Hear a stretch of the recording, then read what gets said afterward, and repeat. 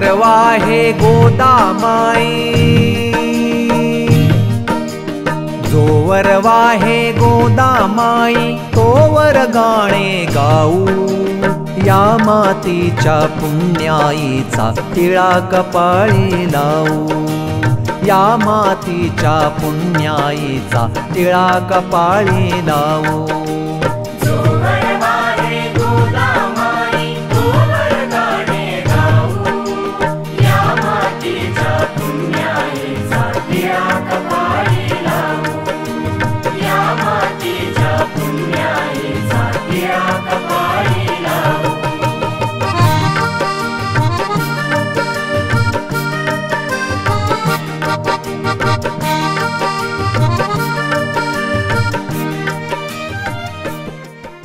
महिना 2 दिवसांनी हे सुवर्ण योग आले।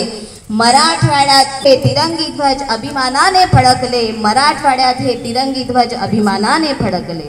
मंगलदिनी मंगल समयी, मंगलदिनी मंगल समयी झाले आपले आगमन येथे, मंगलदिनी मंगल समयी झाले आपले आगमन येथे। करीतो स्वागत हर्षभराने, प्रेमे गाऊनी स्वागत गीते, प्रेमे गाऊनी स्वागत गीते। मंचावर उपस्थित असलेला आमचा गायन समूह स्वागत गीत सादर करेल। इतिहासाचे रंग रूप हे आले या नगरात, इतिहासाचे रंग रूप हे आले या नगरात। स्वागतम सुस्वागतम हा मानाचा मुजरा, स्वागतम सुस्वागतम हा मानाचा मुजरा।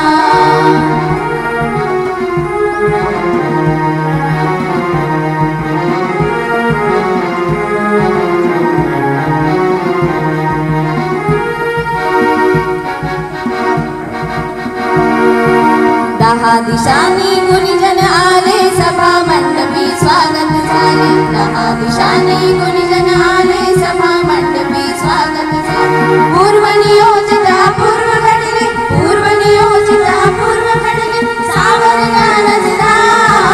स्वागतम सुस्वागतम हा मानाचा मुजरा। सर्वप्रथम सर्वांना या मराठवाडा मुक्ती संग्राम दिनाच्या माझ्याकडून मनपूर्वक शुभेच्छा। उपस्थित असलेल्या प्रमुख अतिथी तथा मार्गदर्शक म्हणून प्रसिद्ध असणाऱ्या आदरणीय सौ अनुराधाताई पिंगळीकर मॅडम यांचा परिचय करून देण्यासाठी मी या ठिकाणी उभा आहे। त्यांचे पूर्ण नाव सौ अनुराधा रवींद्र पिंगळीकर, शिक्षण MA मराठी, तसं कीर्तन प्रवचन या क्षेत्रामध्ये कोणी पदवी घ्यायला तयार होत नाही, परंतु आदरणीय मॅडमनी कीर्तनशास्त्र या विषयात देखील BA ची पदवी संपादन केलेली आहे। अनुराधाताईंनी शिक्षकांसाठी असलेल्या प्रशिक्षणात मार्गदर्शक प्रशिक्षक म्हणून 10 ते 12 वर्ष काम केलेले आहे। तद्वतच संत एकनाथांच्या भारुडांच्या प्रबोधनपर कार्यक्रम रंगू भारुडांचे रंगी या सोंगी भारुडाच्या कार्यक्रमाची निर्मिती, दिग्दर्शन व सादरीकरण देखील त्या करतात। मला सांगण्यास अत्यानंद वाटतो की या भारुडाचे संबंध महाराष्ट्रात 500 ते 600 प्रयोग झालेले आहेत। त्याचबरोबर संत जनाबाई यांच्या जीवनावर आधारित देखील मनाला भारावून टाकणाऱ्या एकपात्री प्रयोगाचे देखील लेखन व सादरीकरण त्या करतात आणि त्याचे देखील या महाराष्ट्रामध्ये सुमारे 621 प्रयोग झालेले आहेत। त्यांचा परिचय वाचत असताना माझ्या असं वाचनात आलं की त्यांनी सुमारे 29 वर्ष मराठी विषयाचे अविरतपणे अध्यापन केले आहे। हे वाचून मला दुधात साखर पडल्यासारखा आनंद झाला, कारण मराठी विषय शिकवणारे, मराठी भाषेचा प्रचार व प्रसार करणारे, त्याचबरोबर मराठीचे संवर्धन करणारे जर मला कोणी भेटले तर मॅडम मी तुम्हाला सांगतो, कुणाला हो अगर न हो, पण मला मात्र भरभरून आनंद वाटतो। तसं माणूस सेवेतून निवृत्त झाल्यानंतर सर्वच कामातून निवृत्त होतो, परंतु अनुराधाताई मात्र यास अपवाद आहेत। कारण निवृत्त झाल्यानंतर सुद्धा समाजात भारूड असेल, एकपात्री प्रयोग असेल किंवा भाषणाच्या माध्यमातून त्या आजही समाजात प्रबोधनाचं काम करतात। खऱ्या अर्थानं लोकशिक्षकाची भूमिका त्या सेवानिवृत्त झाल्यानंतर देखील समाजामध्ये पार पाडत आहेत. त्याचबरोबर कीर्तनाचे प्रकार आहेत बघा, नारदीय कीर्तन म्हणून. तर नारदीय कीर्तन असेल, संत साहित्य असेल, विविध लेखक कवी याविषयीच्या चर्चा सत्रात देखील त्या आवर्जून सहभाग घेतात. आकाशवाणीसाठी नाट्य कलावंत म्हणून त्यांची निवड झालेली होती. तसेच आकाशवाणीसाठी नाटके, श्रुतिका, भाषण, कथा, चिंतनिका इत्यादी विषयांवर त्यांनी लेखन व सादरीकरण केलेले आहे. या सर्व क्षेत्रातील कार्याची दखल घेऊन इनरव्हील क्लब ऑफ औरंगाबाद आणि लायन्स क्लब ऑफ औरंगाबाद यांच्यातर्फे त्यांना 2 वेळा आदर्श शिक्षक पुरस्काराने गौरवण्यात आलेला आहे. अशा विविध पैलूंनी युक्त असलेले अष्टपैलू व्यक्तिमत्व आज अनुराधाताईंच्या रूपाने आपल्यात उपस्थित आहे. आदरणीय सौ अनुराधाताई, आज आपण आमच्या शाळेत आलात त्याबद्दल आमच्या शाळेच्या वतीने, उपस्थित सर्व शिक्षकांच्या वतीने मी पुनश्च एकदा तुमचं मनपूर्वक स्वागत करतो व तुमचा परिचय या ठिकाणी थांबवतो. धन्यवाद. पाहुण्यांच्या आगमनाने हर्ष झाला मन मंदिरात, करीतो प्रेम भावे स्वागत आपले, करीतो प्रेम भावे स्वागत आपले. भोंडवे पाटील विद्या मंदिरात, भोंडवे पाटील. 13 महिन्यांच्या संघर्षानंतर सोन्याचा दिवस आला. 13 महिन्यांच्या संघर्षानंतर सोन्याचा दिवस आला आणि माझा मराठवाडा गुलामगिरीतून मुक्त झाला, आणि माझा मराठवाडा गुलामगिरीतून मुक्त झाला. मराठवाडा मुक्ती संग्राम दिनानिमित्त गीत गायण्यासाठी मी आमच्या गायन समूहाला मंचावर आमंत्रित करते.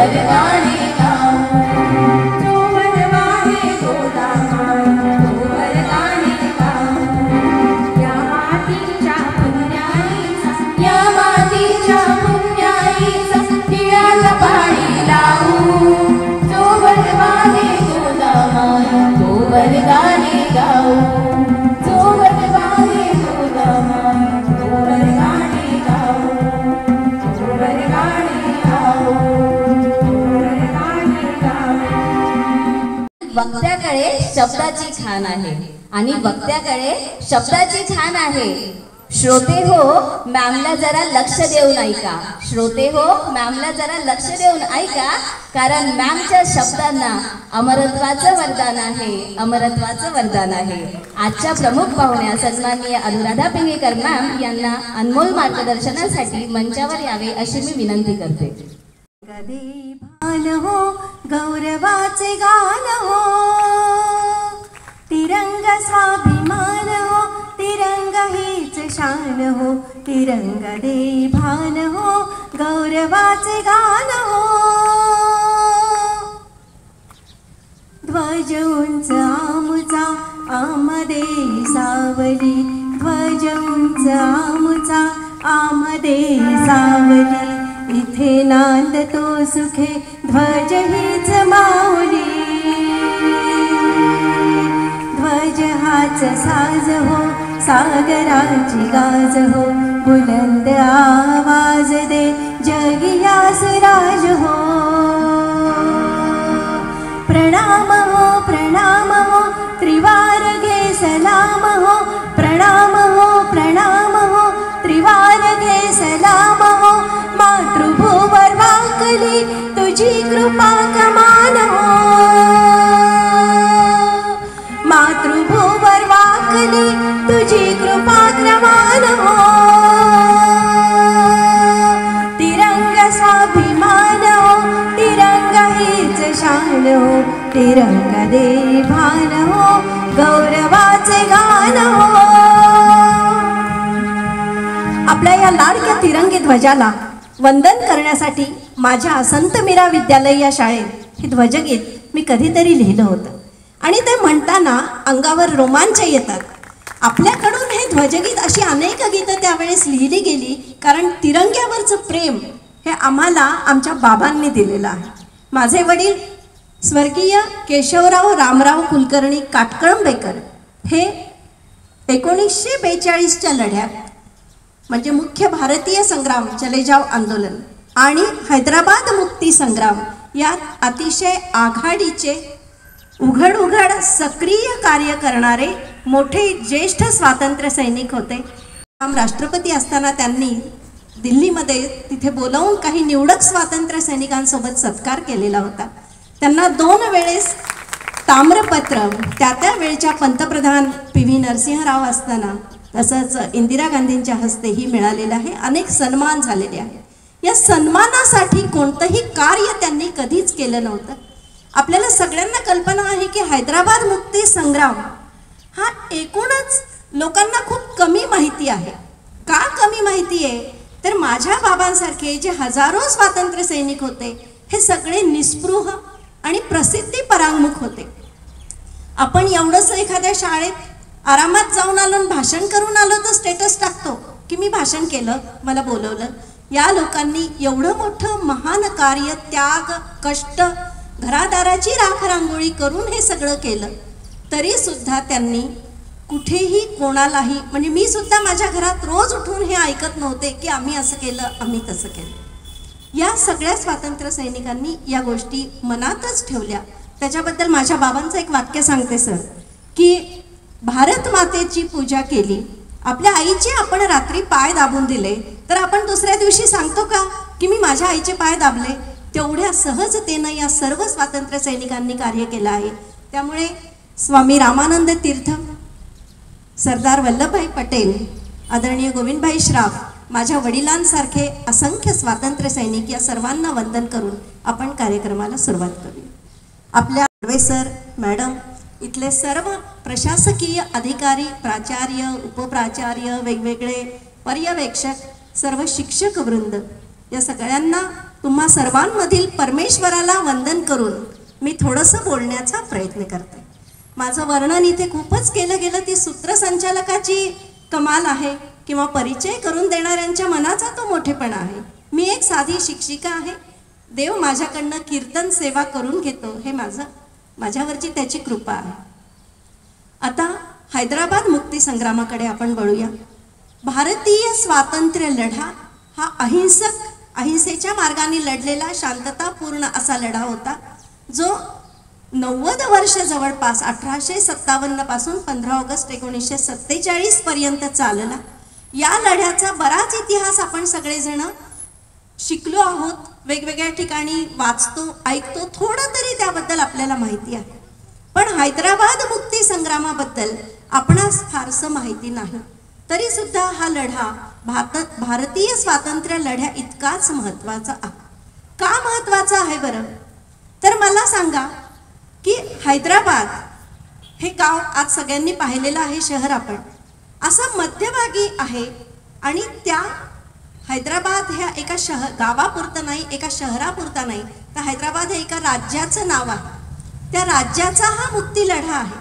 आपण काही जण चुकून मराठवाडा मुक्ती संग्राम दिन असं म्हणतो. याला हैदराबाद मुक्ती संग्राम दिन म्हणलं पाहिजे, कारण यातनं मराठवाडा योगायोगाने नंतर महाराष्ट्राचा हा भाग झाला आणि तो वेगळा झाला. पण मुख्यतः हा लढा हैदराबाद या संस्थानाला स्वतंत्र करण्यासाठी होता. हैदराबाद संस्थान हे किती मोठं होतं, काय वैशिष्ट्य आहे बरं, या लढ्याला का महत्त्व आलं? तर बघा, हैदराबाद संस्थानामध्ये मराठवाड्यातले 5 जिल्हे, आता त्याचं 8 जिल्ह्यात रूपांतर झालेलं आहे. कर्नाटकमधले 3 ते 5 मोठे जिल्हे, संपूर्ण आंध्र आणि तेलंगणा, चंद्रपूर जवळची 125 खेडी विदर्भातील असा खूप मोठा 83,300 चौरस क्षेत्रफळ वगैरे वगैरे, आजच्या मुंबईपेक्षा मोठा असा हा संस्थानाचा परिसर होता.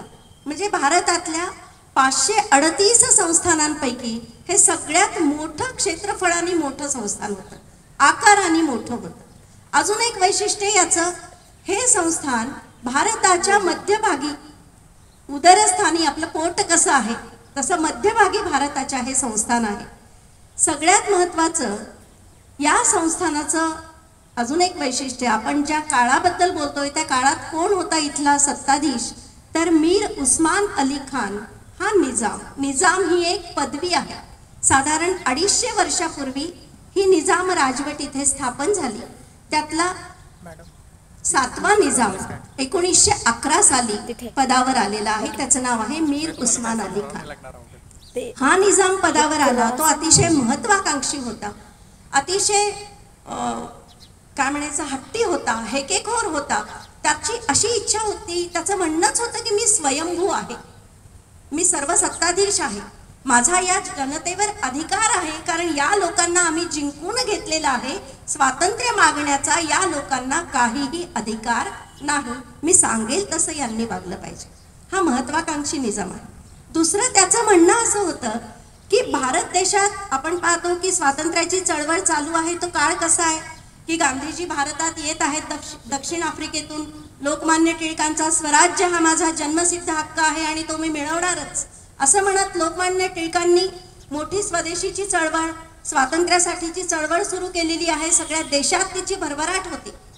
सगळा देश नाही म्हटलं तरी लोक परदेशात जाऊन शिकतायत, इथे शिकतायत, देशात सुधारणेची वारे वाहत आहेत. त्यावेळी मात्र निजामाच्या या हैदराबाद संस्थानामध्ये, हैदराबाद शहर नाही, एवढं मोठं संस्थान, काय होतं तर मध्ययुगाचा अंधार पसरलेला होता. मध्ययुग म्हणजे सरंजामशाही वगैरे आपण शिकला असा, जमीनदारी पद्धत वगैरे जी होती, जिथे कुठलीही प्रगती कोणाची होत नव्हती, असं हे निजामाचं राज्य होतं. मग हा मध्ययुगाचा अंधार का होता, कशामुळे म्हणलं जातं तर एक साधं आहे. आपल्या मराठवाड्यात तिथे निजामानी सगळीकडेच पण मराठवाड्यात जास्त करून जमीनदारी पद्धत राबवलेली होती. जमीनदारी म्हणजे माहिती आहे सगळ्यांना की शेतसारा वसूल करण्यासाठी काही विशिष्ट लोकांची नियुक्ती केली जाते आणि हे लोक शेतसारा गोळा करतात. कशा पद्धतीने करतात, वाटता येईल तसे, फक्त शेतसारा गोळा करणे आणि निजामाला देणे एवढाच त्यांचा उद्देश आहे. जनतेच्या प्रगतीशील हे जे सगळे जमीनदार आहेत त्यांचे पण प्रकार होते. सरफेखास, पाळगा जमीनदारी, सरफेखास जमीनदारी, सरदेशपांडे, देशपांडे, वतनदार, जहागीरदार असे होते. काही नाममात्र पदाचे होते, काही जण 10 लाखापेक्षा जास्त उत्पन्न मिळवणारे होते. आणि हे लोक सगळे कोणाशी निष्ठावंत होते, निजामाशी. आता निजाम हा आपला शत्रू का, हे आपल्याला आधी कळलं पाहिजे की निजामाचे ते निष्ठावंत होते. खरं तर या लोकांनी बघा, तुम्ही हे सगळे हिंदू लोक आहेत, या देशात जन्मलेले लोक आहेत, पण हे सगळे निजामाचं ऐकतात. आणि निजाम जसं सांगेल तसं या जनतेचं शोषण करतात, असे हे सगळे लोक होते. आता या सगळ्या परिस्थितीत शोषण जनतेचं केलं जातंय कशा पद्धतीने? जमीनदारी शेतसारा मिळवण्यासाठी तर केलं जातंय, जबरदस्ती केली जाते, दुष्काळ पडो पाऊस पडो काही हो, शेतसारा दिलाच पाहिजे, तो वसूल जबरदस्तीने केला जायचा. दुसरी बाजू होती की जनतेमध्ये क्षोभ का होता? बघा, क्षोभ म्हणजे राग निजामाबद्दल का होता? महत्त्वाची गोष्ट समजून घ्या की निजाम हा एक इस्लामिक राजा होता. दुसरं, त्याचं जे सैन्य होतं ते सुद्धा रझाकार ही संघटना जी होती, जी लातूरच्या कासिम रझवी या प्रशासकीय अधिकाऱ्यांनी ताब्यात घेतलेली होती. रझाकार संघटना स्वतः निजामाचं राज्य आणि MIM हा जो एक पक्ष आहे, मला त्याचं नाव नेहमी मी विसरून जाते, मजलिसे इत्यादुल मुसलमीन हा एक पक्ष होता. म्हणजे कुठल्याही राजाला आपले राजवट चालवण्यासाठी एक पक्ष लागत असतो. तसे हे तिघं मिळून हा MIM पक्ष, रझाकार संघटना आणि निजाम हे तिघं मिळून या जनतेवर राज्य करत होते. राज्य करत होते म्हणण्यापेक्षा जनतेला शोषण करत होते, त्रास देत होते, हुकूमत गाजवत होते. मग निजामाच्या राज्यातली जनता कशी होती? तर 92% जनता ही हिंदू आहे आणि फक्त 8 ते 12% जनता ही मुस्लिम आहे. माझ्या बोलण्यावरून काही जणांनी अंदाज लावला असेल की या बाई आता हिंदू मुस्लिम असं काहीतरी बोलणार आहेत.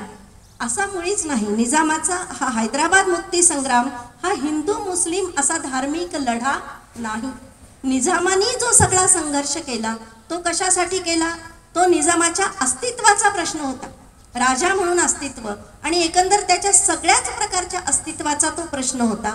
म्हणून निजाम एवढा जीवाच्या निकराने त्यांनी प्रयत्न आपली सत्ता राखण्यासाठी केलेला आहे.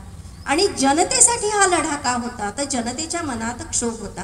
एक तर मध्ययुगाचा अंधार, अप्रगत वातावरण. म्हणजे बघा, निजामाच्या एवढ्या मोठ्या राज्यात शिक्षणाचं प्रमाण त्यावेळी फक्त 6% इतकं होतं आणि तरीही नवीन शाळा काढण्याला संपूर्ण बंदी होती. आज आपल्या शहरात इतक्या शाळा असताना एक आदर्श शाळा आपले मुंडवेसर उभी करतात.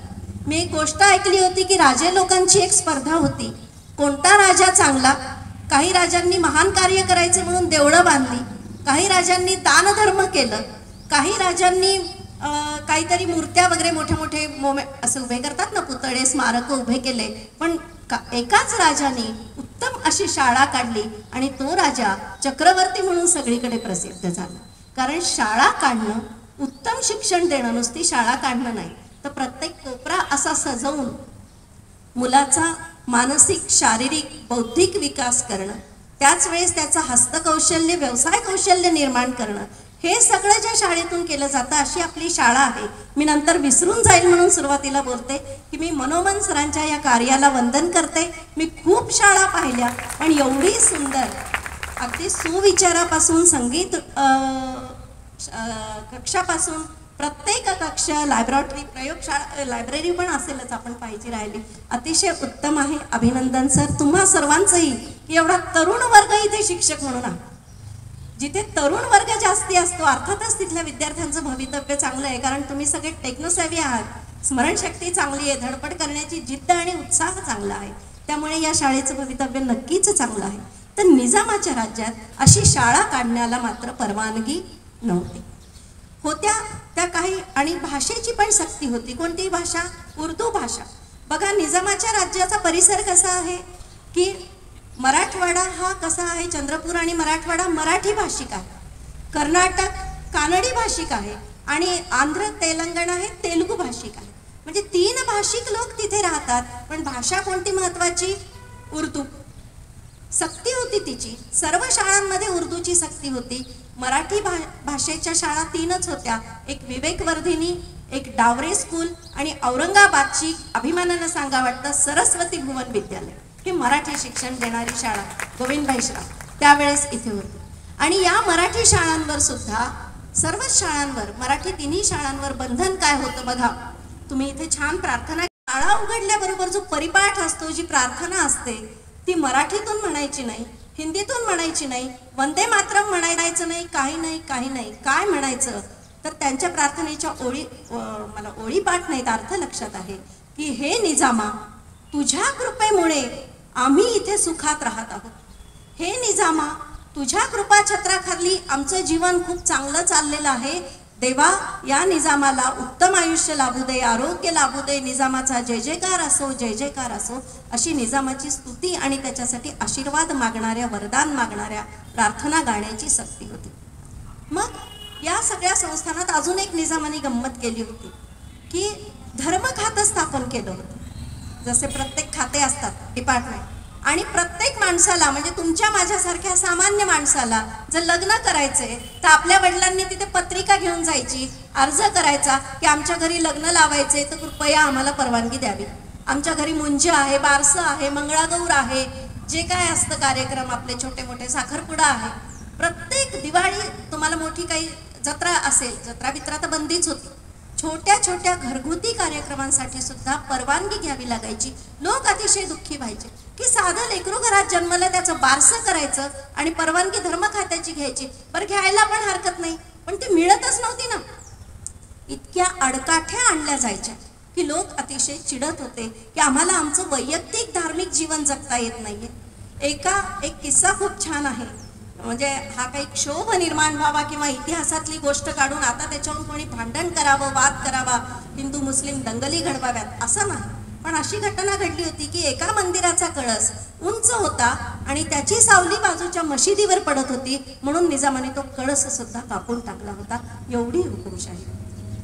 आणि सामान्य माणसाला कोणतीच गोष्ट करू दिली जात नव्हती.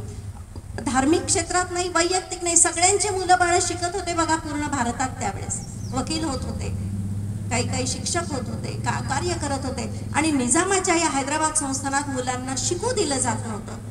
व्यायाम शाळांना सुद्धा बंदी होती, वाचनालयांना बंदी होती, सभा संमेलनं, पेपर, वृत्तपत्रांवर सुद्धा बंदी होती. तुम्ही म्हणाल मग जागृती कशी होत होती? तर बघा, आपल्या काही वृत्तपत्र होती. एक काळ नावाचं होतं, एक निजाम विजय नावाचं वृत्तपत्र होतं. आपल्या औरंगाबादच्या अक्रू वाघमारेंचं दैनिक मराठवाडा हे वृत्त साप्ताहिक होतं. पण हे साप्ताहिक आज पेपर निघाला की उद्या त्याच्यावर बंदी येत होती. पेपर हातात पडला की बंदी. मग हे सगळे पेपरवाले काय करायचे, नावं बदलून बदलून पेपर काढायचे. रणधुंदुभी, बाण, असे तसे काय काय नावं घेऊन नाशिक, पुणे इकडनं ते पेपर छापून घेतले जायचे, संस्थानात वाटले जायचे. संस्थानातले लोक त्यावेळेस कमी संख्या होती वाचणाऱ्यांची. मग सामूहिक वाचन व्हायचं आणि लोक भारावून जायचे, रडायचे, पेटून उठायचे की या निजामाला काढून टाकलं पाहिजे. आता निजामाला बदललं पाहिजे हे मराठवाड्यातल्या किंवा हैदराबाद संस्थानातल्या लोकांमध्ये जागृती का झाली तर 1857 पासून, मी तेवढं बोलत नाही आता, वेळ नाही, 1857 पासून आपल्या मराठवाड्याला, आपल्या या पूर्ण हैदराबाद संस्थानातल्या लोकांना एक परंपरा लाभलेली. अगदी औरंगाबादमध्ये शिकलेले मराठवाड्यातले विद्यार्थी अनंत कान्हेरेंसारखे ज्यांनी मोठ्या मोठ्या क्रांतिकारक घटना केल्या आहेत माहिती आहे तुम्हाला. हे सगळं मराठवाड्याची पार्श्वभूमी असल्यामुळे, महाराष्ट्र या हैदराबाद संस्थानातल्या लोकांची असल्यामुळे त्यांनी एक नामशाहीत आमच्याही मुलांना शिकू देत, त्यांना व्यायाम करून निरोगी होऊ दे, आमच्या मुलांना पुस्तकं वाचून हुशार होऊ दे, आम्हाला सांस्कृतिक कार्यक्रम करून, गाणी म्हणून, गोष्टी सांगून, काही कथा कीर्तनं करून आनंद मिळू दे. आणि हे सगळं जर निजाम देत नाही तर असा राजा काय कामाचा? मग याला बदलायचं, याच्यासाठी अनेक प्रयत्न, खूप टप्पे झालेले आहेत. निजाम संस्थानाबद्दल सगळ्यांना माहिती असेल कदाचित की हे संस्थान नुसतं आकाराने मोठं नव्हतं. तर निजाम हा त्यावेळी जी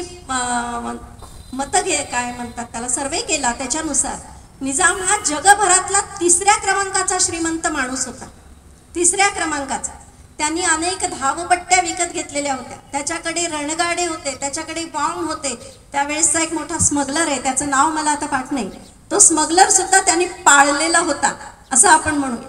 त्याच्यामुळे निजामाला काही करणं अशक्य नव्हतं. पैसा असला की अनेक गोष्टी, वाईट गोष्टी पण करता येतात आणि चांगल्या पण. निजामाला वाईटच करायच्या होत्या, कारण त्याचा हेतू एवढाच होता. काय होता की मी ह्या प्रदेशाचा कोण आहे, स्वयंभू मालक आहे, मीच इथे राहणार. या लोकांना अधिकारच नाहीये स्वातंत्र्य मागण्याचा. निजामाला हे कळू लागलेलं होतं आता की देशभरात जर इंग्रजासारख्या मोठ्या सत्तेला विरोध होतोय तर आपली काय दिशा, आपल्याला तो होणारच, आपली ही जनता स्वातंत्र्य मागणारच. म्हणून त्यांनी सुरुवातीपासूनच नाकेबंदी केली. निजाम नुसता श्रीमंत नव्हता, क्रूर कर्मा होता. निजामाची स्वतःची टपाल व्यवस्था होती, पोस्ट खातं. निजामाची स्वतःची करन्सी होती, स्वतःचं टाकसाळ, नाणी छापणं, पैसा छापणं हे त्याचं स्वतःचं काम होतं. निजामाच्या स्वतःच्या बँका होत्या, निजामाचं स्वतःचं दळणवळण होतं. म्हणजे सगळीकडे निजाम हा एक अतिशय भारी बलदंड असा राजा होता, ज्याला हरवणं सोपी गोष्ट नव्हती सगळ्या बाजूने. बरं, त्यांनी अजून एक, तो खूप हुशार पण होता, धोरणी होता, की तो सतत वेगवेगळे करार करायचा लोकांशी म्हणजे जे विरोध करतील त्यांच्याशी. कोणाला पैसे देऊन गप्प कर, इंग्रजांशी सुद्धा निजामाने करार केलेले आहेत, इतिहासात त्या सगळ्याची नोंद आहे. मग हा सगळा जो जनतेचा क्षोभ आहे, की बाकीचा भारत हळूहळू 1930 नंतर आपण पाहिलं की लढा जास्ती जोमाने सुरू झाला, भारतीय स्वातंत्र्याचा अहिंसक लढा. मग इकडचे लोक सुद्धा मागण्या करू लागले की आम्हाला फक्त जबाबदार लोकशाही राज्य पद्धती द्या, आम्हाला शिकू द्या, आम्हाला स्वातंत्र्य द्या, आम्हाला ही गुलामगिरी नको. सगळा भारत जर हा तिरंगा लावतो तर आम्ही का नाही लावायचा? सगळा भारत वंदे मातरम म्हणतो तर आम्ही का नाही म्हणायचं? तुम्हाला एक किस्सा सांगते. वंदे मातरम या शब्दावर निजामाने बंदी घातलेली होती आणि विजयवाडा या ठिकाणी एक काँग्रेसचं अधिवेशन होतं. मी थोडं विषयांतर करून हा किस्सा सांगते. विजयवाडा या ठिकाणी मुख्य काँग्रेसचं अधिवेशन होतं आणि तिथे वंदे मातरम हे गीत म्हणायचं होतं.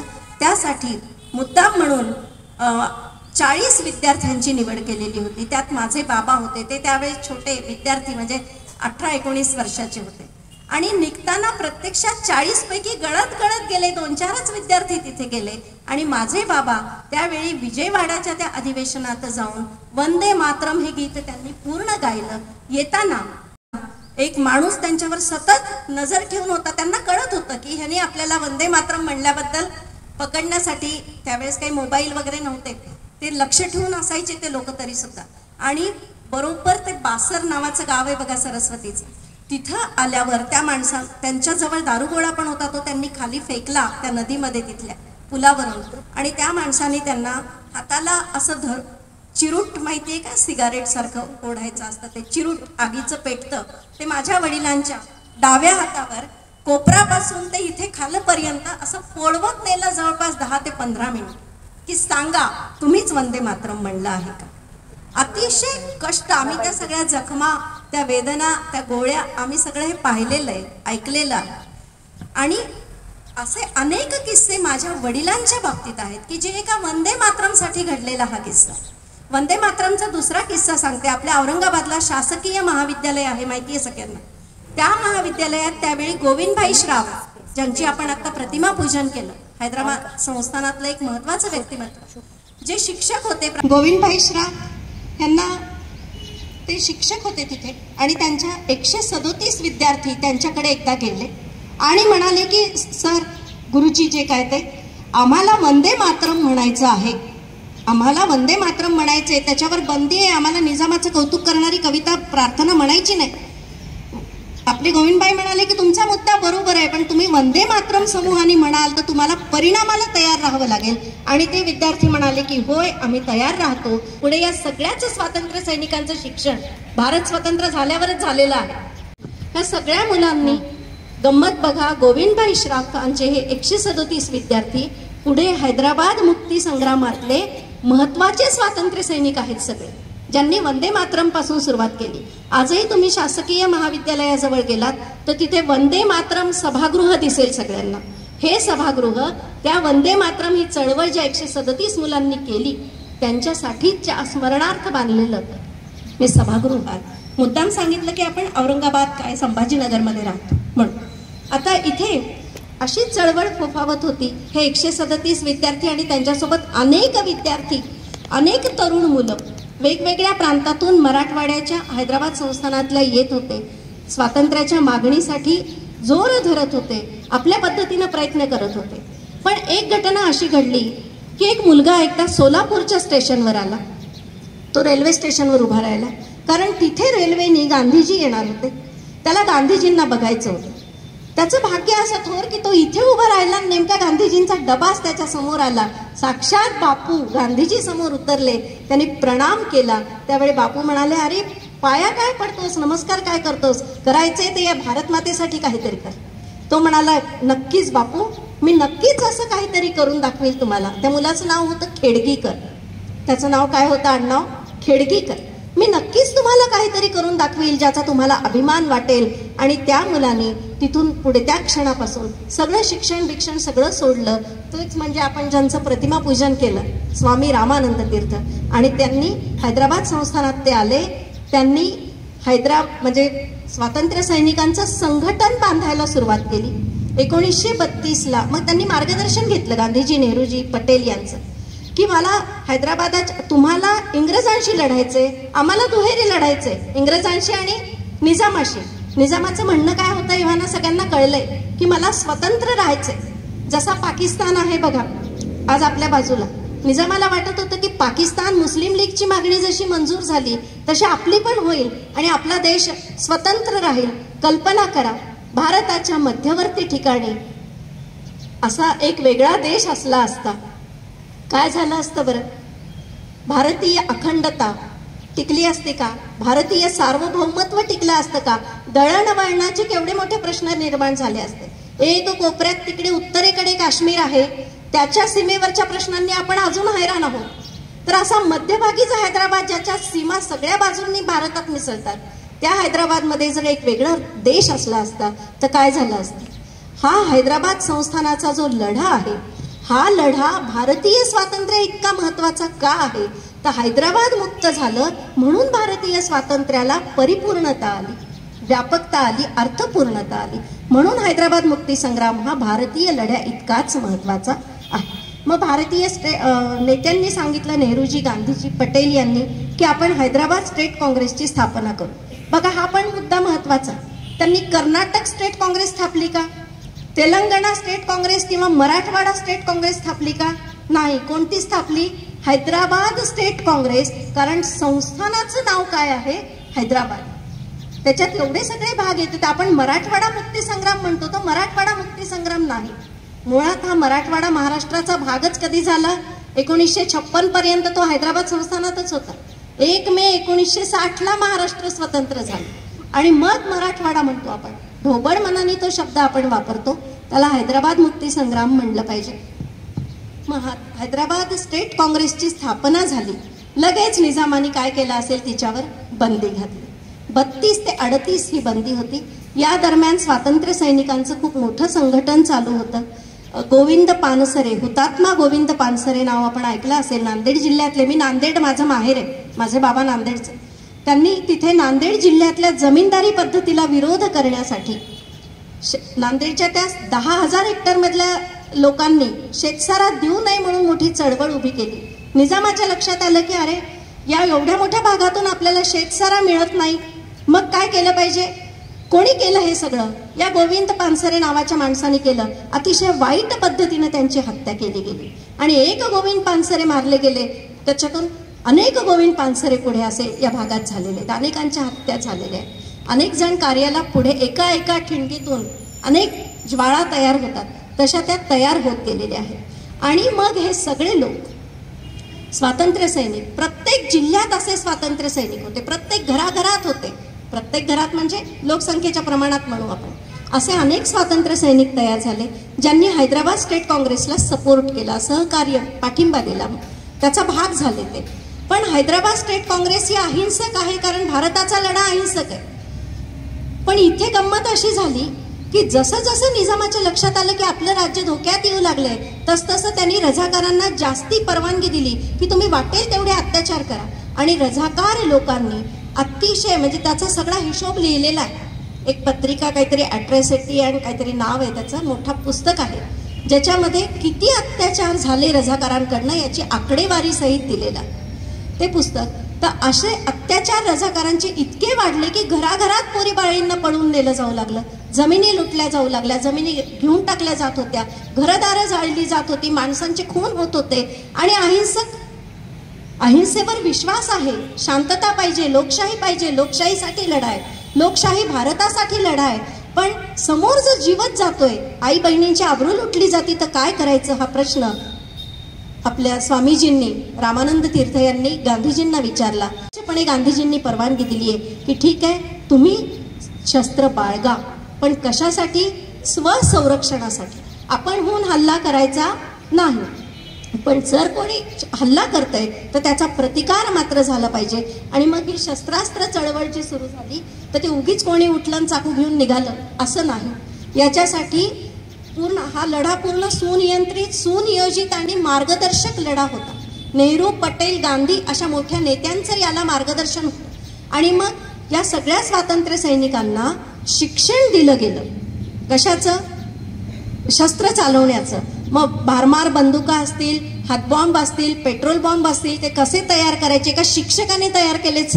आपली केमिस्ट्री प्रयोगशाळा पाहताना पाहिजे की एका केमिस्ट्रीच्या शिक्षकाने, सांगीकर त्यांचं नाव आहे, लातूरचे उमरग्याच्या शाळेतले, त्यांना परांजपे नावाच्या, नागनाथ परांजपे, त्यांनी बोलवलं बाबासाहेबांनी आणि सांगितलं की तुम्ही असा काहीतरी स्वस्तात बॉम्ब तयार करा, कारण पैसा नव्हता स्टेट काँग्रेसकडे, हैदराबाद स्टेट काँग्रेसकडे. मग त्यांनी काहीतरी असा केला आणि असे बॉम्ब तयार झाले. एका दिवसात 40 ते 45 बॉम्ब ते तयार करत होते. आणि ते सगळे बॉम्ब मुख्य काँग्रेसच्या मार्गदर्शनाखाली वेगवेगळ्या कॅम्पात येत होते. हे कॅम्प म्हणजे काय भानगड आहे? तर लष्करी कॅम्प आहेत. कोणाचे आहेत? स्वातंत्र्य सैनिक होते या लष्करी कॅम्पमध्ये, तरुण स्वातंत्र्य सैनिक, ज्यांना मार्गदर्शन करणारे थोडे प्रौढ स्वातंत्र्य सैनिक आणि त्यांना शिकवणारे पुन्हा मोठे ज्येष्ठ नेते. हे सगळे किती कॅम्प असतील पूर्ण सगळीकडे? 300 कॅम्प होते. हे कॅम्प कुठे होते? निजाम संस्थानात शक्य होते का? नाही. निजाम संस्थानाची जिथे बॉर्डर आहे त्या बॉर्डरच्या पलीकडे असे हे कॅम्प, लष्करी छावण्या तयार केल्या गेल्या, ज्यांना सुयोग्य प्रशिक्षण दिलं गेलं. आणि तिथं या स्वातंत्र्य सैनिकांनी मग गावाचं संरक्षण केलं. अनेक ठिकाणी स्त्रियांची अब्रू वाचवली. जिथे कोणी हल्ला करायला येईल, रझाकार हल्ला करायला येतील, त्यांच्यापासून रक्षण करण्यासाठी या सगळ्या स्वातंत्र्य सैनिकांकडून कमिटमेंट लिहून घेतलेल्या होत्या की हे शस्त्र आम्हाला दिलेत, पण आम्ही, आमचा अहिंसेवर विश्वास आहे, शांततापूर्ण लढ्यावर विश्वास आहे, आम्हाला पर्याय नाही, आम्ही हतबल आहोत रझाकारांच्या अत्याचारापुढे, म्हणून आम्ही शस्त्र धारण करत आहोत, म्हणून आम्ही शस्त्र हाती घेत आहोत. आणि केवळ रक्षणापुरती अशी शस्त्र त्यांनी ती वापरलेली आहे. आता पुढे हा लढा 1938ला ही स्टेट काँग्रेसवरची बंदी उठवली आणि तिथून फार मोठी चळवळ ही उभी राहिली. 38 ते 48 या 10च वर्षामध्ये निजामापासून आपण मुक्तता मिळवली. भारतीय स्वातंत्र्य लढा 90-95 वर्ष चालला. त्या मानाने मोठ्या नेत्यांच्या मार्गदर्शनामुळे हा लढा जास्ती लवकर यशस्वी झाला. या लढ्यात कोण सहभागी होतं? तर हा सर्वव्यापी, सर्वंकष लढा होता. स्त्रिया, पुरुष, शेतकरी, आदिवासी, व्यापारी, वकील, नोकरदार वर्ग हे सगळे त्याच. शेतकरी सुद्धा होते. जंगल सत्याग्रह नाव ऐकलं असेल आपण सगळ्यांनी. जंगलामध्ये शिंदीची झाडं होती आणि त्या शिंदीच्या झाडाची ती शिंदी काढून त्याच्यापासून जे काय तयार, तो शेतसारा निजामाला खूप मिळत होता. तर जंगल सत्याग्रह म्हणजे या सत्याग्रहींनी जावं, शिंदीची झाडं तोडून टाकावी आणि निजामाला शेतसारा मिळू नये याचा प्रयत्न करावा. असा जंगलात सुद्धा हा सत्याग्रह झाला. मला अभिमानाने सांगा वाटतं की माझे बाबा जसे स्वातंत्र्य सैनिक आहेत तसे माझ्या बाबांचीच बहीण मोठी, आपला भाऊ चांगलं काम करतोय म्हणून मोठी बहीण म्हणजे माझी आत्या आणि तिची 3 मुलं, अशी 5 जण आमच्या कुटुंबातली या स्वातंत्र्य संग्रामात अतिशय उत्कृष्ट मोठं काम त्यांनी केलेलं आहे. त्यांच्यात बखर अनामिकाची नावाचं एक पुस्तक नुकतंच लिहिलेलं आहे. शिवाजी गौळकर प्राध्यापक जालन्याचे, ते त्याचे लेखक, मूळ लेखक आहेत आणि माझा भाऊ सहलेखक आहे. तर त्या पुस्तकात अशा अनेक गाथा आहेत. सध्या हैदराबाद मुक्ती संग्रामाची खूप पुस्तकं येत आहेत. आपण वाचा. आपल्या घराघरात आपण ऐकतो की हे स्वातंत्र्य सैनिक होते, त्यांना विचारा, त्यांच्या कथा काय. कडी जोडली गेली पाहिजे, इतिहासाचा दुवा जोडला गेला पाहिजे आणि हा इतिहास योग्य रूपात लोकांसमोर आला पाहिजे. आता हैदराबाद स्टेट काँग्रेसच्या अधिकाराखाली संचलित केलेला हा लढा पुढे चालत आला. हा लढा सर्वव्यापी म्हणाले मी, नुसतं स्त्री, पुरुष, गरीब, श्रीमंत, वकील, नोकरदार, शेतकरी हे सगळे तर होतेच. याशिवाय या लढ्यामध्ये वैचारिक प्रवाह पण सगळे होते. आर्य समाज नाव आपण ऐकलं असेल. आर्य समाजाचे लोक, त्यांनी यात मोठं योगदान दिले, त्यातले काही हुतात्मा पण झाले. पण पुढे निजामाने आर्य समाजाशी एक करार केला आणि त्यांनी यातून माघार घेतली. त्यांचा लढा फक्त एक काही महिने म्हणजे 2 वर्ष वगैरे चालला. हिंदू महासभेने पण यात सहभाग घेतला होता. त्यांचा लढा 5-6 महिन्यांच्या वर चालला नाही. त्यांनी लवकर माघार घेतली. साम्यवादी म्हणजे कम्युनिस्ट, समाजवादी सगळ्या प्रकारचे लोक यात सामील झाले होते. मी ह्याच्यासाठी सांगते की हा लढा किती व्यापक प्रमाणात झालेला होता. 1930ला गांधीजींच्या चळवळीमध्ये जेवढे लोक सामील होते त्याच्या दीड लाख लोक सामील होते. त्याच्या आकडेवारीत जर तुलना केली तर हैदराबाद मुक्ती संग्रामामध्ये एका सत्याग्रहाला 20 ते 25 हजार लोक सामील होते. म्हणजे तिपटीपेक्षा जास्त पुढाकार लोकांचा या लढ्यात होता. कारण हे स्वातंत्र्य कोणाला हवं होतं? लोकांना हवं होतं. लोकांना, आपल्यासारखे लोक तुम्ही, आपल्याला हे सगळं ऐकताना वाटतं काय लांबलचक भाषण देत आहेत, पण मी जेव्हा अभ्यास केला तेव्हा मला जाणवलं की ती आपल्यासारखी माणसं आहेत आणि त्यांच्या मुलांना ते शाळेत घालू शकत नाहीत, ते शिकवू शकत नाहीत, ते जिम लावू शकत नाहीत, ते व्यायाम करू शकत नाहीत, ते गाणं म्हणू शकत नाहीत. इथे तुम्ही विचार करा की कशी परिस्थिती असेल. आणि म्हणून प्रत्येक माणूस पेटलेला होता.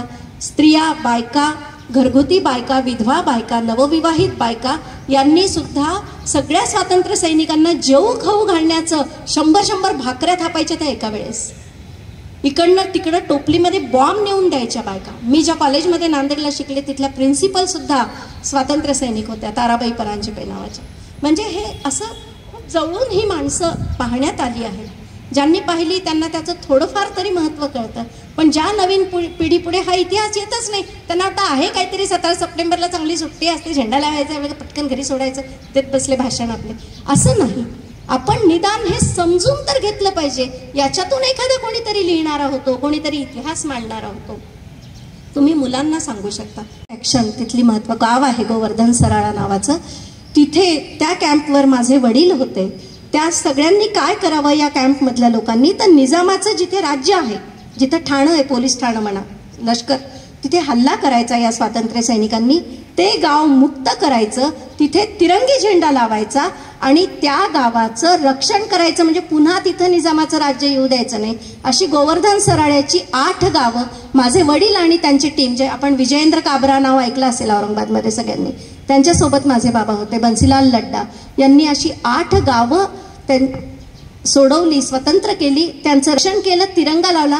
8 महिने हे गावं स्वतंत्र ठेवलेत. 17 सप्टेंबर 1948 पर्यंत इतकं मोठं काम केलं. सतत निजाम आक्रमण करायचा, सतत हे लोक त्याच्याशी लढाया करायच्या, अक्षरशः युद्ध व्हायचं, युद्ध. त्यात अनेक हुतात्मे सुद्धा झालेले आहेत.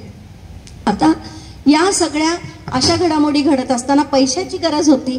जसं भारतीय स्वातंत्र्य संग्रामात क्रांतिकारकांनी कार्य केलं तसंच इथे पण झालेलं आहे. करोडगिरी नाके नावाचा एक शब्द आहे, सरांना माहिती असेल कदाचित. करोडगिरी म्हणजे आता आपले टोल नाके असतात माहिती सगळ्यांना, तसे निजामाचे टोल नाके होते जिथे निजामाची करन्सी जमा व्हायची लोकांकडनं घेतलेली. मग हे स्वातंत्र्य सैनिक त्या करोडगिरी नाक्यावर डाका घालायचे, तिथनं पैसा घ्यायचे आणि तो स्टेट काँग्रेसला पाठवायचे. उमरी बँक, नांदेडजवळ उमरी नावाचं स्टेशन आहे, तिथे स्टेट बँक ऑफ हैदराबाद निजामाची होती. तिथे 60 लाख इतकी रक्कम होती. 28 जानेवारी 1948ला ही बँक लुटली गेलेली आहे आणि त्या बँकेतले 60 लाख रुपये केंद्र म्हणजे भारतीय आपल्या स्टेट मुख्य काँग्रेसकडे, राष्ट्रीय काँग्रेसकडे पाठवण्यात आले आणि त्यातनं मग शस्त्रास्त्र विकत घेतलेली आहे. इतका सुनियोजित असा हा सगळा लढा होता. आणि मग सगळा लढा झाला भारताला 1900. आता गंमत बघा, लोकांना कसं वाटायचं की सगळा भारत 1942 पासून स्वतंत्र मानला गेला होता. इंग्रज जरी 47ला गेले 15 ऑगस्टला, तरी तोपर्यंत भारताला स्वतंत्र मानलेलं होतं. म्हणजे गृहीत धरलं होतं की आता स्वतंत्र झालाय, लोकशाही आहे. इंग्रजांपेक्षा निजामाचं राज्य वाईट होतं. तो म्हणायचा की मी इथे वेगळं पाकिस्तान करेल आणि पाकिस्तान हा देश मला मदत करेल भारताच्या विरुद्ध लढण्यास, सैन्य जरी आलं तरी, असा त्याचा अहंकार होता, असं तो म्हणत होता. असं हे सगळं चालू असताना लोक जेव्हा फिरायचे हैदराबादच्या बाजूने आणि त्यांच्या लक्षात यायचं की इथून 10-20 किलोमीटर आत गेलं की हे चलन चालत नाही, ती निजामाची करन्सी चालते. इथून 10 किलोमीटर आत गेलं, 15 किलोमीटर, 20 किलोमीटर गेलं की इथे गुलामगिरी आहे आणि आपला हा आधुनिक भारत आहे. इतकी तफावत 2 संस्थानात होती. लोक नवल करत होते. आणि मग 15 ऑगस्टला हा तिरंगा आपल्या देशावर फडकला. मग सगळ्यांना वाटलं की आता भारत स्वतंत्र झाला, आता लगेच निजाम गेला पाहिजे. पण निजाम काही राज्य सोडायला तयार नव्हता. त्याच्याकडे अनेक लोक, सरोजिनी नायडू किंवा अनेक माणसं त्याच्याकडे शिष्टाई करण्यासाठी आले की तुम्ही हे संस्थान विलीन करा. विलिनीकरण हा शब्द तुम्ही ऐकलाय. आपल्या देशात 538 संस्थानं होते, त्यातले बहुतेक अनेक संस्थानं उत्सुकतेने स्वतःच भारतात सामील झालेले आहेत, स्वतःहून सामील झाले, कारण त्यांना स्वतंत्र लोकशाही भारतात यायचं होतं. काही संस्थानांना विनंत्या करून समजावून सांगून झाले. जुनागड, काश्मीर आणि निजामाचं संस्थान हे फारच हेकट निघाले. त्यात निजाम सगळ्यात जास्त भारी निघाला. काश्मीरचा प्रश्न अजून हरिसिंगाचा खितपत पडलेला आहे आपण पाहतो.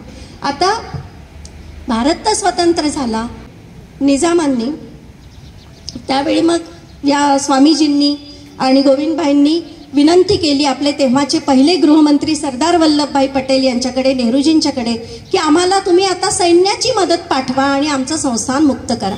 ते म्हणाले की वर्षभर लागेल, ऑगस्टमध्ये माउंट बॅटन परत जातील आणि आपली सगळी सैन्याची रचना वगैरे सगळं पूर्ण होऊन 2 वर्षाच्या आत आपण बघू, तोपर्यंत तुम्हीच लढा. आणि असे स्वातंत्र्य सैनिकांनी कितीतरी गावं त्यावेळेस स्वतंत्र केले, त्यांचं रक्षण केलं. आणि शेवटी जानेवारीमध्ये आपल्या गृहमंत्र्यांनी, तेव्हाचे मेजर जनरल चौधरी पहिले, त्यांना ऑर्डर दिली की आता हैदराबाद संस्थानाकडे तुम्ही लक्ष द्या, आपल्याला त्याच्याकडे बघावं लागेल, आपला हस्तक्षेप केल्याशिवाय ते मुक्त होणार नाही.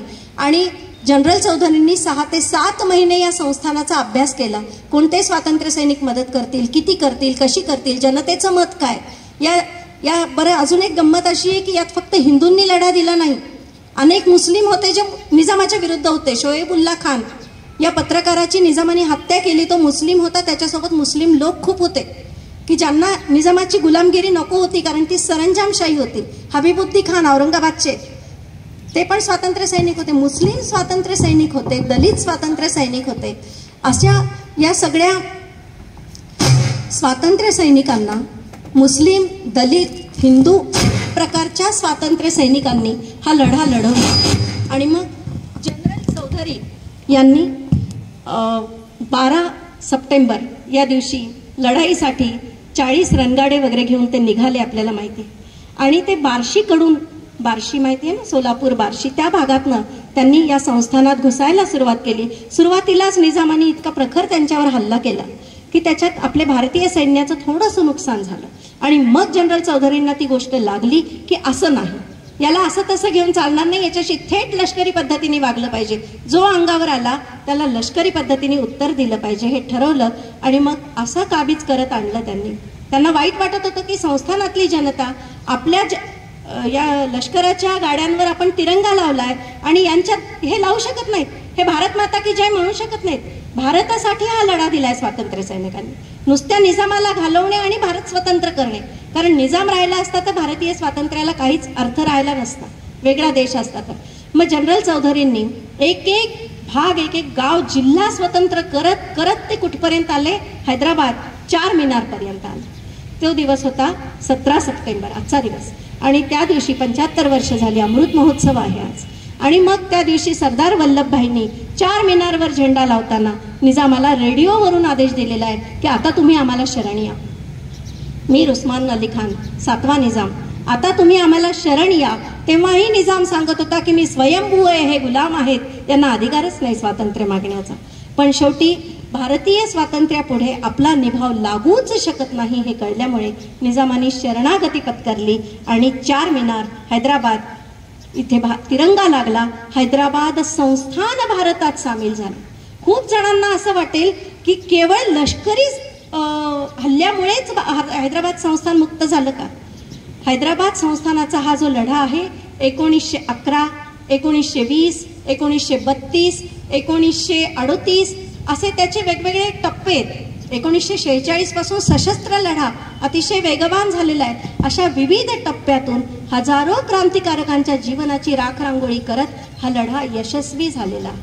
हैदराबादमधून आपण मुक्त झालो, मराठवाडा एवढंच नाही तर हैदराबाद संस्थान नामशेष झाल्यामुळे हे औंध संस्थान, कोल्हापूर संस्थान, इंदोर संस्थान असे अनेक संस्थान विलीन झाले आणि हैदराबाद संस्थान सामील झालं.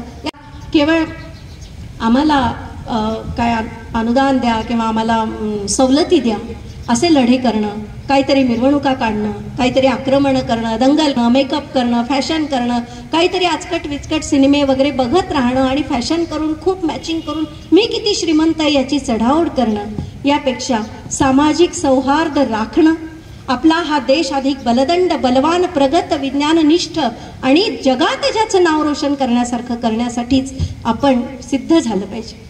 आपण शाळा काढतोय, यातून त्या काळात जसे देशभक्त विद्यार्थी निर्माण झाले तसे देशभक्त विद्यार्थी संस्कृतीवर, धर्मावर, देशावर, माणसावर प्रेम करणारे, माणुसकीवर प्रेम करणारे, उत्तम लोकशाहीसारख्या मूल्यांवर प्रेम करणारे विद्यार्थी निर्माण करणं हीच या स्वातंत्र्य सैनिकांना आदरांजली आहे. तेव्हा पुन्हा एकदा या सर्व स्वातंत्र्य सैनिकांच्या चरणी माझे बाबा, ज्यांचा मृत्यूसुद्धा सप्टेंबर महिन्यातच झाला, 11 सप्टेंबर रोजी, तर अशा वडिलांच्या चरणी विनम्र अभिवादन करते. सर्व स्वातंत्र्य सैनिक, स्वामीजी, गोविंदभाई, वल्लभभाई, नेहरूजी, गांधीजी या भारत मातेच्या चरणी वंदन करून माझ्या भाषणाला मी विराम देते. मी थोडीशी जास्त बोलले असेल तर आपणास ऊन लागलं तर त्याबद्दल क्षमस्व, पण तरी मी खूप मुद्दे अक्षरशः सोडून दिले. परत कधीतरी जरूर या विषयावर ऐका, माझं नाही, आणखी जाणकार व्यक्तींचं ऐका आणि हा लढा नीट समजून घ्यावं. या ठिकाणी मी एक साधी शिक्षक असताना एवढ्या मोठ्या व्यासपीठावर एवढ्या उत्तम धडाडीच्या शिक्षकांसमोर आणि मुख्य म्हणजे एवढ्या आदर्श संस्था चालकांच्या संस्थेत मला इथे आपण आमंत्रित केलं, माझा एवढा सन्मान केलात, माझी एवढी पात्रता नाही. माझ्या वडिलांच्या पुण्याईवर हे काय चांगले क्षण मला मिळतात त्याबद्दल मी अत्यंत ऋणी आहे. आपल्या शाळेला, आपल्या सर्वांना मनपूर्वक शुभेच्छा देते. तिरंग्याला, भारत मातेला वंदन करते आणि थांब. जय हिंद, जय भारत. संस्थांमध्ये हा दिवस साजरा केला जातो आणि या कार्यक्रमासाठी उपस्थित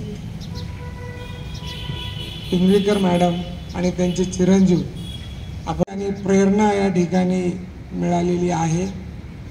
ती मॅडम, आपण जे जे काय आपण सांगितलं, ज्या ज्या काही अपेक्षा व्यक्त केल्या, निश्चित त्या शाळेच्या माध्यमातून आपल्याला दिसतील, आपल्या कानावर येतील, त्याची सर्वांच्या वतीने मी खात्री देतो. मी मराठवाडा मुक्ती संग्राम दिन म्हणण्यापेक्षा मॅडमने जे काही सुचवलं आपल्या सर्वांना, खरंच हाच शब्द योग्य आहे. हैदराबाद मुक्ती संग्राम दिवस हा, याच्या मी आपल्या संस्थेच्या वतीनं आपल्या सर्वांना खूप खूप शुभेच्छा देतो. आणि मॅडमने जे ज्या अपेक्षा या ठिकाणी आपल्याकडून व्यक्त केलेल्या आहे त्याच्यासाठी आपण सर्वांनी आयुष्यभर काम करावं अशी आपल्याला सर्वांना विनंती करतो. धन्यवाद. थँक्यू. धन्यवाद. आपला उजवा समोर करावा. माझ्या पाठीमागे प्रतिज्ञा म्हणा. स्वतंत्र भारताचे नागरिकत्व देणाऱ्या आणि वैभवशाली महाराष्ट्राशी जोडणाऱ्या मराठवाडा मुक्ती संग्रामाचा आम्ही सार्थ अभिमान बाळगू. हा मुक्ती संग्राम अनेक ध्येयवादी स्वातंत्र्य सैनिकांच्या अमूल्य बलिदानातून आणि जनतेच्या सक्रिय पाठिंब्यातून सिद्ध झाला आहे. याची आम्ही कृतज्ञतापूर्वक जाणीव ठेवू. सार्वभौम भारताचे नागरिक म्हणून महाराष्ट्र धर्म पाळताना मराठवाड्याच्या भूमीला समृद्ध करण्यासाठी मराठवाडा मुक्ती संग्रामाच्या अमृत महोत्सवी वर्षात सदैव आम्ही सानंद वचनबद्ध राहू. जय हिंद. आभार तुमचे मानून आभाराचे भार टाकणार नाही. आभार तुमचे मानून आभाराचे भार टाकणार नाही. आपल्या माणसांशी परकेपणाचा व्यवहार करणार नाही. स्नेहाचे हे शब्द आमुचे थोडे द्यावे घ्यावे. स्नेहाचे शब्द आमुचे थोडे द्यावे घ्यावे. आपुलकीचे नाते आपले असेच वाढत जावे. आपुलकीचे नाते आपले असेच वाढत जावे. पुनश्च एकदा मराठवाडा मुक्ती संग्राम दिनाच्या सर्वांना शुभेच्छा देऊन आजचा कार्यक्रम संपला असे जाहीर करते. धन्यवाद.